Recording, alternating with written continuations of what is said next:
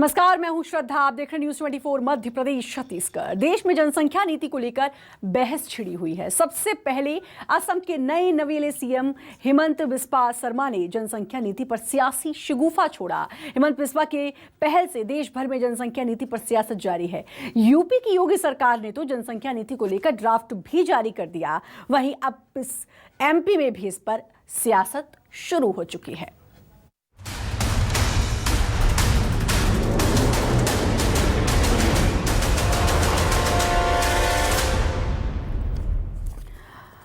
तो जनसंख्या नियंत्रण कानून की एक बार फिर सुगबुगाहट शुरू।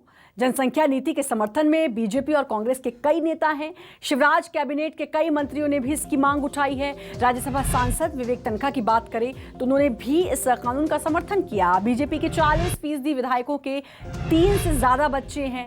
सिंगरौली से अगर हम बात करें, बीजेपी विधायक रामलल्लू वैश्य की 9 बच्चे, पेटलावट से कांग्रेस विधायक बाल सिंह मेड़ा के 9 बच्चे, बीजेपी विधायक केदार शुक्ला के 8 बच्चे, बिसाहुलाल सिंह, प्रेम सिंह पटेल के 6 बच्चे। तो जनसंख्या कानून की बात हो रही है और जनसंख्या नियंत्रण होनी चाहिए, लेकिन ये जो अभी हमने आपको लिस्ट बताई, इस पर भी सोचने की जरूरत है।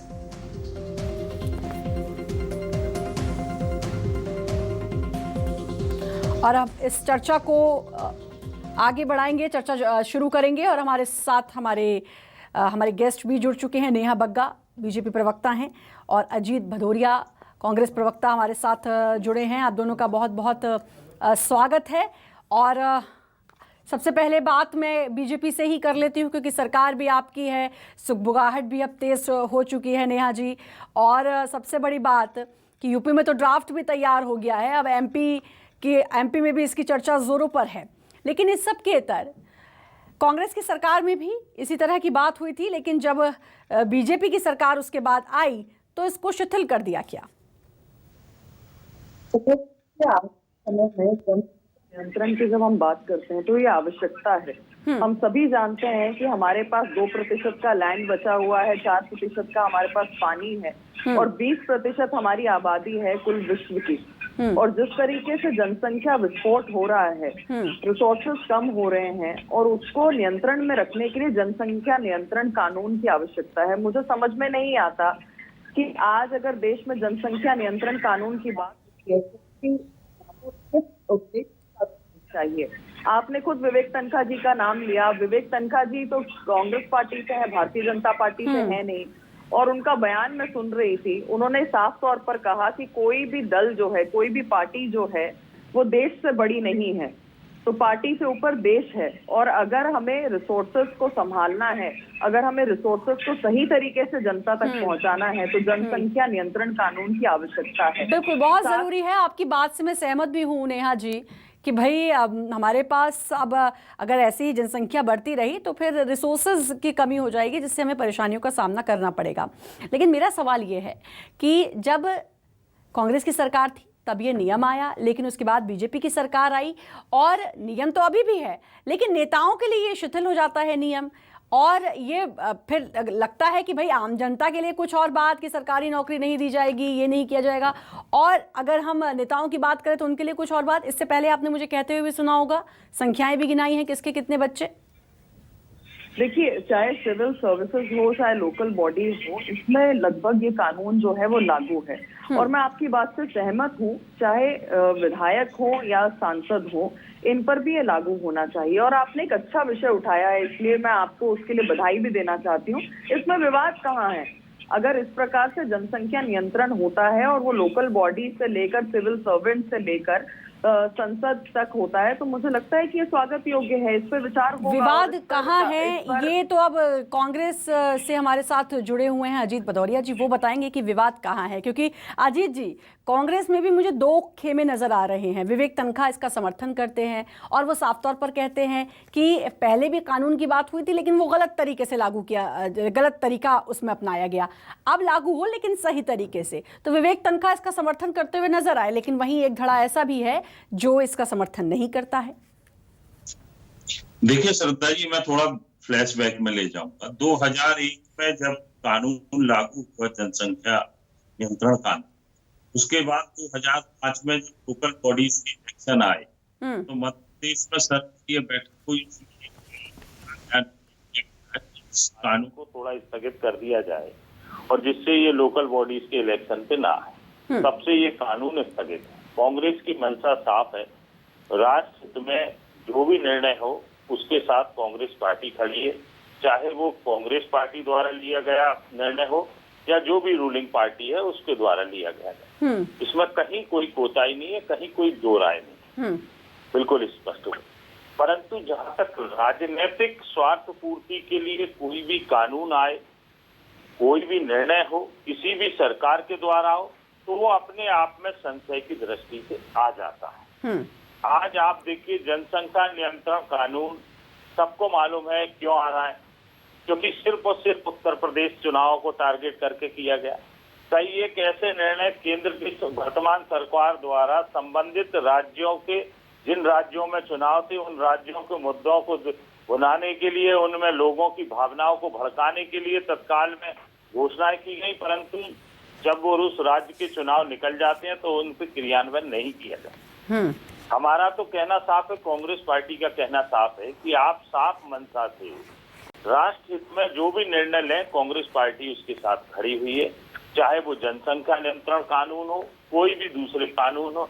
परंतु दुर्भाग्य इस देश का ये है कि वर्तमान में जो सरकार कार्य कर रही है, वो अपने मंत्रिमंडल का विस्तार भी करती है तो वो जातिगत आंकड़े बता देती है, उसमें योग्यता नहीं देखी जाती श्रद्धा जी कि ये योग्य मंत्री है। उसमें बताए जाते हैं कि ये बहुत जरूरी है कि क्या ये कानून आएगा नेहा जी, अगर ये कानून आ जाता है मान लीजिए, तो क्या उसके बाद ये होगा कि भाई जो नेता चुनाव लड़ेंगे उनके लिए भी सेम नियम, और फिर उनके भी बच्चे अगर 2 हैं और 2 से ज्यादा हैं अगर, तो फिर वो नहीं चुनाव लड़ पाएंगे। ये कानून इस तरीके से आएगा कि समान हो सबके लिए।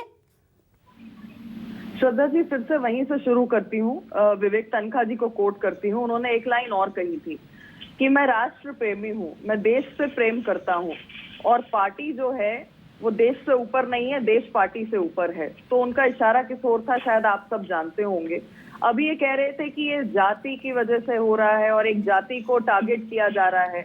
आप मुझे बताइए कि जब जनसंख्या नियंत्रण का कानून आता है या किसी प्रदेश में अगर वो लागू है, जैसे कि ये क्लेम कर रहे हैं कि 2001 में मध्य प्रदेश में इनने लागू किया था, तो क्या किसी जाति विशेष के लिए किया था?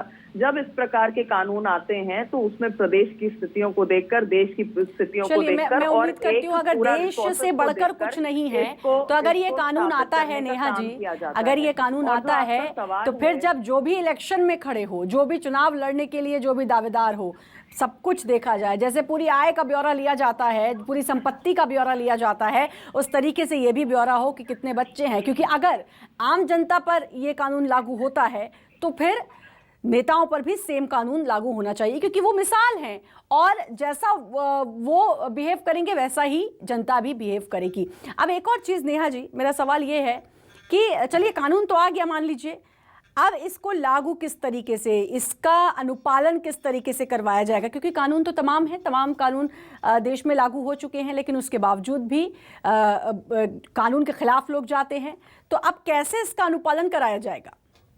श्रद्धा जी, एक तो ऑडियो में बहुत दिक्कत आ रही है, उसको ठीक करवा दीजिए। चलिए, दूसरी बात, मैं आपके सवाल का जवाब देती हूँ। देखिए, मैंने आपसे पहले भी कहा कि जब जनसंख्या कानून का ड्राफ्ट बनता है या उसको लागू किया जाता है तो उससे ना कोई नेता अछूता है और ना ही कोई जनप्रतिनिधि अछूता है, चाहे वो किसी भी उससे चुनाव लड़ रहा हो, लोकल बॉडी का लड़ रहा हो, विधायकी का लड़ रहा हो या सांसद का चुनाव लड़ रहा हो। और निश्चित ही मैं मानती हूँ कि जब चुनाव बनता है तो वो सिर्फ आम जनता के लिए नहीं बनता, और आम जनता के लिए सिर्फ बनता है तो आम जनता में विधायक भी आते हैं, सांसद भी आते हैं, पंचायत के प्रतिनिधि भी आते हैं, तो इसमें विवाद कहीं नहीं है। पर सवाल ये है कि कांग्रेस पार्टी आखिर जनसंख्या कानून नियंत्रण के साथ में है या उसके खिलाफ है? क्योंकि एक तरफ तो विवेक तनखा है जो कह रहे हैं कि जनसंख्या नियंत्रण का कानून आना चाहिए, वरना हम कितना भी डेवलपमेंट कर लें, हम कितने भी कर लगा दें, उससे कोई फायदा नहीं होने वाला। दूसरी तरफ दिग्विजय सिंह है जो कह रहे हैं कि केरला में ईसाई और मुसलमानों की आबादी सबसे ज्यादा है और उसके बावजूद वहां पर जनसंख्या नियंत्रण है। तो ये तुष्टीकरण का काम करने की जो परिपाटी है वो कांग्रेस, हालांकि दिग्विजय सिंह के समय ही वो कानून आया था जिसको 2005 में शिथिल कर दिया नेताओं के लिए कंफ्यूजन क्यों है? क्या शिवराज सिंह चुनाव चौहान देख ने के उस आपको समय नहीं लगता कि चुनाव को देखकर इनकी जो लाइन है वो अलग अलग भटक रही है और तुष्टीकरण का काम खुद दिग्विजय सिंह कर रहे हैं? अजीत जी, क्या ऐसा है कि अब मामले को कहीं और भटकाया जा रहा है और जो बार बार बात आती है कि अल्पसंख्यक और ये तमाम बातें आ जाती हैं? सीधे तौर पर कहूं, जैसे विवेक तन्खा ने बहुत क्लियर बोल दिया कि हाँ भाई मैं इस कानून का समर्थन करता हूं। आपका क्या विचार है? क्या पूरी कांग्रेस ऐसा कहेगी कि हम समर्थन करते हैं, हाँ लेकिन इसमें ये चीजें होनी चाहिए ताकि इससे किसी को नुकसान ना हो? देखिए, बिल्कुल कांग्रेस पार्टी, मैंने जैसे अपने पहले ही वक्तव्य में बोल दिया, कांग्रेस पार्टी हर उस निर्णय के साथ खड़ी है चाहे सरकार किसी की हो जो राष्ट्र हित का मामला हो।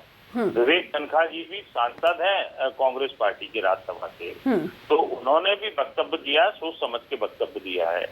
तो यहाँ तक बात है, भटका कोई नहीं रहा। भटकाने की मंशा मेरा ही स्पष्ट कहना है कि भटकाव लाती है सिर्फ और सिर्फ भारतीय जनता पार्टी अपनी राजनीतिक स्वार्थ सिद्धि के लिए। आज देखिए आप कि किसी भी राज्य में चुनाव होते हैं, आप पिछला इतिहास उठा के देख लीजिए, चाहे वो रजिस्टर का मामला हो, दूसरे मामले हो, जिन जिन राज्यों में चुनाव आते हैं आप देखिए जाके भारतीय जनता पार्टी वहां के मुद्दों को निकालती है जिससे जन भावनाएं भड़काई जाए और उन भावनाओं के अनुरूप कार्य करती है। जब चुनाव खत्म हो जाते हैं तो उन मुद्दों पर फिर चर्चा भी करना उचित नहीं समझता। हमारा कहना साफ है, आप ला रहे हैं जनसंख्या नियंत्रण कानून, लाइए, स्वागत करती कांग्रेस पार्टी।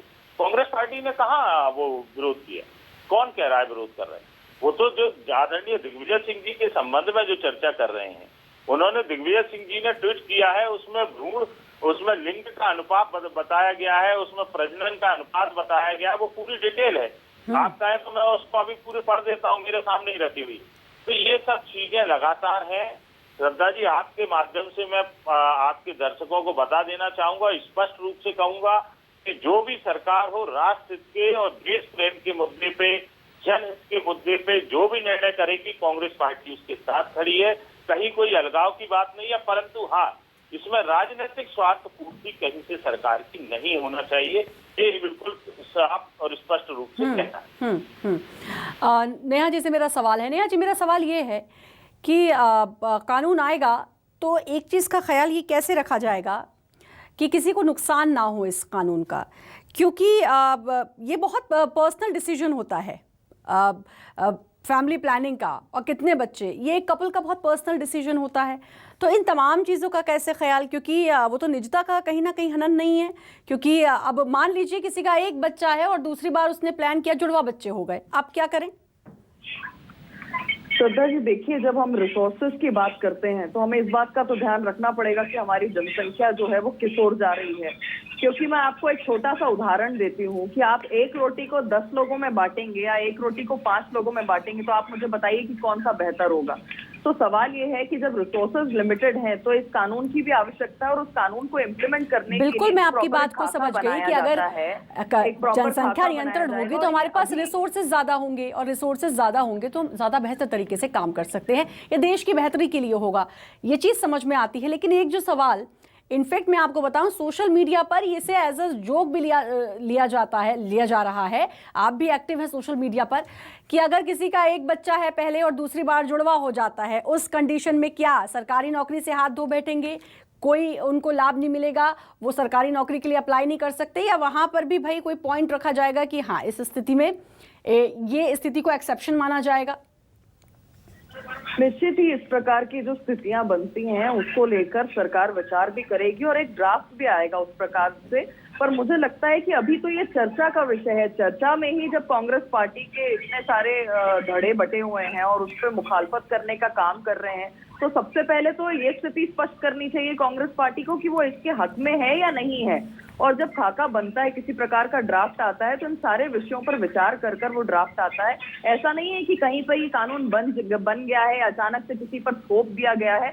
अलग अलग क्षेत्र के अलग अलग एक्सपर्ट से, अलग अलग कम्युनिटीज से जो है सुझाव मांगे गए हैं, और इन सब पर जब कोलैबोरेट कर कर एक विषय पर आएंगे सभी कोई, तो सरकार निर्णय लेकर उसको कानून के तौर पर लाएगी। तो सबसे पहले आवश्यक है कि जब हमारे जनसंख्या में इस प्रकार से विस्फोट हो रहा है, अगर हम बाकी देशों की तुलना में देखेंगे हमारे देश का जो कुल आबादी है वो क्षेत्रफल के हिसाब से कितनी तेजी से बढ़ रही है। प्रतिदिन अगर भारत में 70,000 बच्चे पैदा हो रहे हैं तो आप देखिए कि रूस में 5,000 बच्चे जन्म लेते हैं, कनाडा में जो है वो 1,000 बच्चा जन्म लेता है, अमेरिका में जो है वो 11,000 बच्चे जन्म लेते हैं। तो आप देखिए कि रेशियो कितना बड़ा, एक डिफरेंस कितना लंबा चौड़ा है।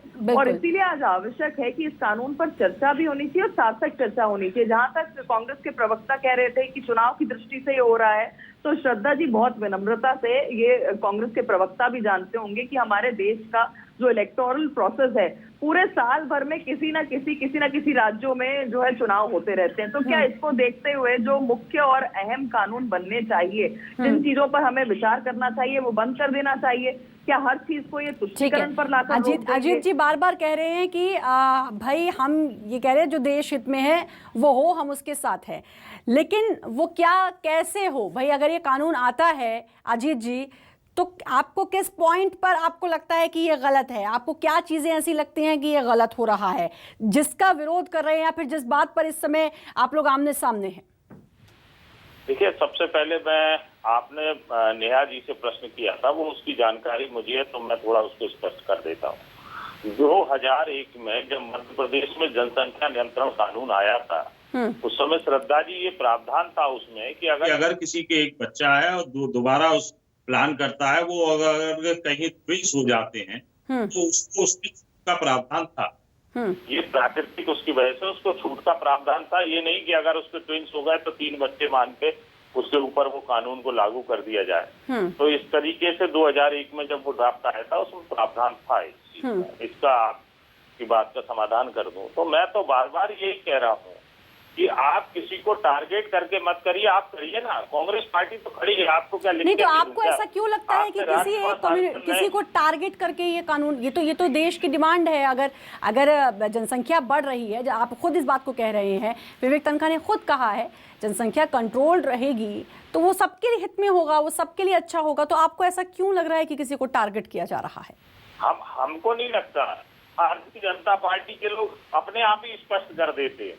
जैसे ही कोई कानून आता है तो उनके नेता, जो कि बिल्कुल उनका आप रवैया देखिए किस तरीके का रहता है, वो नेता अपने आप ही स्पष्ट कर देते हैं, अपने आप ही उसको इस तरीके का माहौल बना देंगे कि देश में अराजकता का, या जिस प्रदेश को टारगेट करके जहाँ चुनाव है वहाँ उस प्रदेश को टारगेट करके जो कानून लाने का प्रावधान किया जाता है वहाँ अपने आप अराजकता फैल जाती है। तो हम कुछ नहीं कहते हैं श्रद्धा जी, अपने आप भारतीय जनता पार्टी के लोग उस चीज को ले जाते हैं। या तो कांग्रेस क्लियर नहीं हो पा रही है कि किस बात पर काट करनी है और क्या मुद्दा है, क्योंकि जनसंख्या कानून का समर्थन तो आप कर रहे हैं, लेकिन उसके बाद भी इसका विरोध कहीं ना कहीं है, वो क्या है? और चर्चा जारी है। हमारे साथ बीजेपी प्रवक्ता नेहा बग्गा जुड़ी हुई हैं, साथ ही कांग्रेस प्रवक्ता अजीत भदौरिया जी भी हमारे साथ जुड़े हुए हैं, और बात हम कर रहे हैं जनसंख्या नियंत्रण कानून को लेकर, जिस पर अब चर्चा चल रही है और अब जिस पर अब हर जगह इस पर एक बहस भी छिड़ गई है। तो मध्य प्रदेश में भी बहस छिड़ना लाजमी था। नेहा बग्गा जुड़ी हुई है। नेहा बग्गा जी, मैं एक चीज़ जानना चाहूँगी आपसे। अब आज बीजेपी बात कर रही है कि भाई जनसंख्या नियंत्रण कानून आना चाहिए, लेकिन कई बीजेपी के कई नेताओं को, बीजेपी से जुड़े हुए कई लोगों को ये पहले कहते हुए सुना है, मैं बोलूँगी तो आप समझ जाओगे किसने कहा, कि 10-10 बच्चे पैदा करो। बड़ा विरोधाभास है इन दो चीज़ों में। दूसरा ये सवाल मेरा ये कि भाई हमने बाहर कंट्रीज़ में, खासकर मैं चाइना का उदाहरण दूं तो चाइना ने बड़े स्ट्रिक्ट तरीके से जनसंख्या कंट्रोल की थी, क्योंकि चाइना की पॉपुलेशन बहुत ज़्यादा थी। लेकिन उसके बाद एक दिक्कत जो चाइना को देखने को मिली वो ये कि यूथ की काफ़ी कमी दिखाई दी, क्योंकि चाइना ने तो बहुत स्ट्रिक्ट तरीके से उसको लागू किया था। तो इस सब किस तरीके से मैनेज करेगी सरकार ताकि देश का हित भी होता रहे, जनसंख्या कंट्रोल भी होता रहे और नुकसान किसी को इससे ना हो? श्रद्धा जी, निश्चित ही कोई भी जब नया कानून लाने की बात होती है तो उसमें कई प्रकार की चुनौतियां होती हैं, और आपने जिस तरीके से चाइना का उदाहरण दिया ये हमारे सामने है।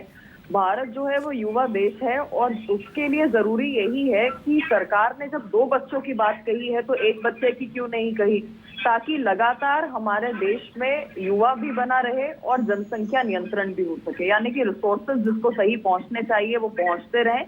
और देश में जिन युवाओं की वजह से हमारी पहचान है, जिस वजह से हमें युवा देश कहा जाता है, उस पे भी हम लगातार काम करते रहें। और यही कारण है कि अगर आप यूपी के मसौदे की बात करती हैं तो सबसे पहले कानून ड्राफ्ट करते समय वहां पर योगी जी ने क्या किया है, एक्सपर्ट से और अलग अलग सामाजिक जो समीकरण बनते हैं उन सब से अपने अपने सुझाव देने के लिए कहा है। और निश्चित ही मुझे लगता है कि जब समाज और एक्सपर्ट दोनों बैठकर एक साथ इस बात पे विमर्श करेंगे, चर्चा करेंगे और एक कंस्ट्रक्टिव सुझाव आएंगे तो उसको कोलैबोरेट करके एक कानून बनाया जाएगा। चलिए अभी वक्त बताया जाएगा कि क्या ड्राफ्ट तैयार होता है। यूपी में तो खैर ड्राफ्ट तैयार हो चुका है, बाकी जगह क्या ड्राफ्ट तैयार होता है। अजीत जी, मेरा छोटा सा सवाल, समर्थन करते हैं या आपको लगता है इसमें कुछ लूपहोल्स अभी भी हैं? देखिए, ये तो ड्राफ्ट आएगा, मंशा कैसी रहेगी भारतीय जनता पार्टी की उस ड्राफ्ट को लाने की, क्या मंशा साफ है, क्या मंशा देश हित में है, केवल राजनीतिक एजेंडे की तरह जैसे भारतीय जनता पार्टी अभी तक लगातार काम करती आई है, सिर्फ और सिर्फ राजनीतिक एजेंडा।